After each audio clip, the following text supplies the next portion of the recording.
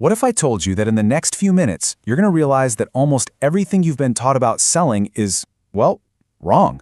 We're about to pull back the curtain on the hidden psychology of persuasion, the subconscious triggers that actually make people decide to buy. You ready? Let's dive in.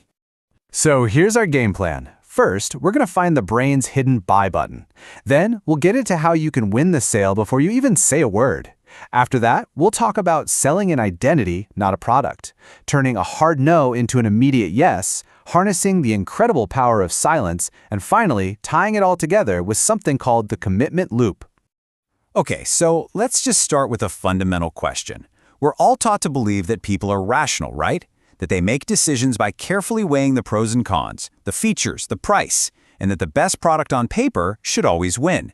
But is that really how the human mind works? What if I told you that this one number holds the entire secret to sales, to influence, to persuasion? 95%. And that's not just a big number. It represents a complete paradigm shift in how we have to think. But 95% of what? That's the one, 95%. That's how many of our purchasing decisions are made deep in our subconscious, according to Harvard researchers. This is an absolute game changer. It means that most sales pitches, most marketing, most ads, they're all talking to the wrong part of the brain. The real decision, the gut feeling, it happens way down deep before our logical brain even boots up. And that leads us right to our first big idea, finding that hidden switch. See, to be truly persuasive, you have to learn how to bypass that logical, analytical brain and speak directly to the oldest, fastest, and most powerful part of us, our primal decision maker. A really simple way to picture this is with the triune brain model. It basically splits our brain into 3 layers. You've got the neocortex, that's the smart, logical part, then the limbic system for emotions, and then, at the very core, you have the reptilian brain, which runs on pure instinct. The critical mistake almost everyone makes? They pitch all their facts and figures only to the logical neocortex. Think of it like this. The reptilian brain, that's the real boss. It makes snap, automatic decisions based on survival. It doesn't think, it just reacts. The neocortex, our so-called rational brain, it's really just a loyal employee. Its main job is to come up with logical-sounding reasons to justify whatever decision the boss has already made. One is the decider, the other is the justifier. So how do you talk to the boss? Well, you have to speak its language. The reptilian brain doesn't care about megapixels or gigabytes. It only cares about a few primal triggers: fear, especially the fear of losing out, the need for safety and security, and the drive for dominance and higher social status. You master these triggers, and you basically get a VIP pass around all that logical resistance. Okay, so now that we know who we're really talking to, that primal brain, the next level is to understand that the most effective persuasion actually happens before you even make your pitch. This is all about setting the stage, priming the mind so that yes feels like the only natural answer. This is all based on a powerful principle from researcher Robert Cialdini called persuasion. And the idea is simple. The context you create before you deliver your message is often more important than the message itself. You know, there was this famous study in a wine shop. When they played French music, sales of French wine shot up. When they switched to German music, guess what? German wine sales took off. The craziest part? None of the shoppers had any conscious idea the music was influencing them. And once you have their attention, you can lock it in using a dopamine loop. This is the exact same mechanism that makes social media and Netflix so addictive. First, you create a hook, a little curiosity gap that their brain just has to fill. Then, you delay the payoff just a bit to build anticipation. And finally, you give them the reward, that little hit of dopamine, and then you immediately create a new hook. It's a cycle that makes paying attention feel like a habit.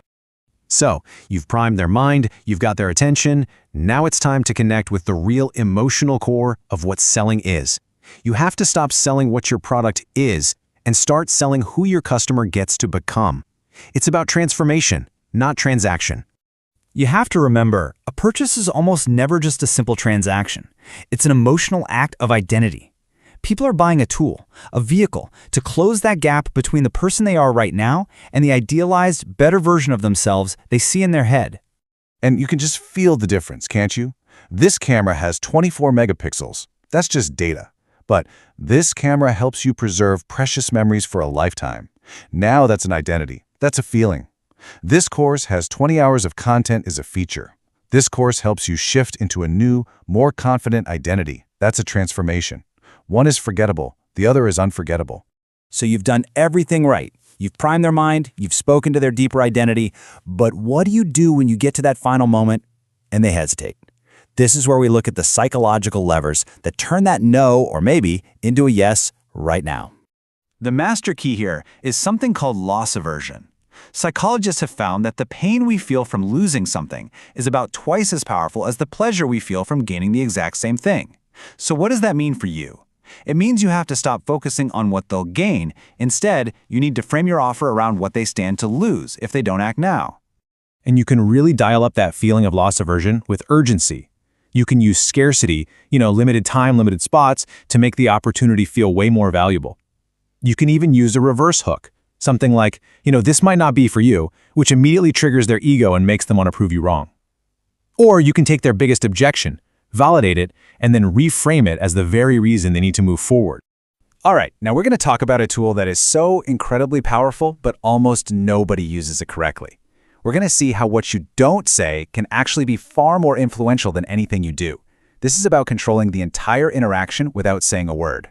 The guiding principle here is simple. The stronger frame always wins. So what's a frame? It's just your reality, your perspective. In any conversation, there are two frames at play. One will always absorb the other. So if a customer's frame is, I'm just looking, and your frame is, we are going to find a solution to your problem today, your job isn't to argue. It's to hold your frame so strongly that they get pulled right into your reality. And one of the most powerful, almost Jedi-level tricks to strengthen your frame is silence.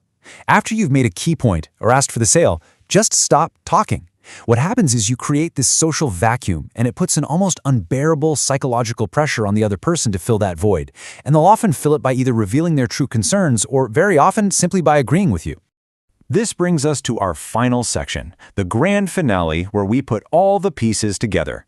The ultimate goal isn't to push someone into a decision. It's to create a process, a journey, where their final decision feels not just right, but completely inevitable. And, most importantly, like it was their idea all along. And this whole thing is built on a deep, fundamental quirk of human psychology, the commitment and consistency bias. See, our brains just crave coherence. We absolutely hate to contradict ourselves. So once we say yes to one small thing, our brain automatically wants to stay consistent with that choice, which makes it so much easier to say yes to the next, slightly bigger thing. We call this the foot in the door method. You never go for the big sale right out of the gate. You start by getting a micro yes. Just an agreement on something small, simple, and undeniable. Then you get another one, and another one. You're building what we call a yes ladder.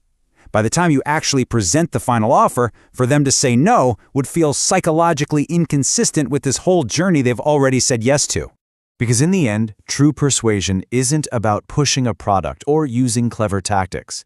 It's about deeply understanding the weird, wonderful, and irrational currents of the human mind. So the real question I'll leave you with is this. Are you just listing features and hoping for the best? Or are you consciously architecting a decision that leads to a genuine, enthusiastic yes? Because that, right there, is the difference between an amateur and a master.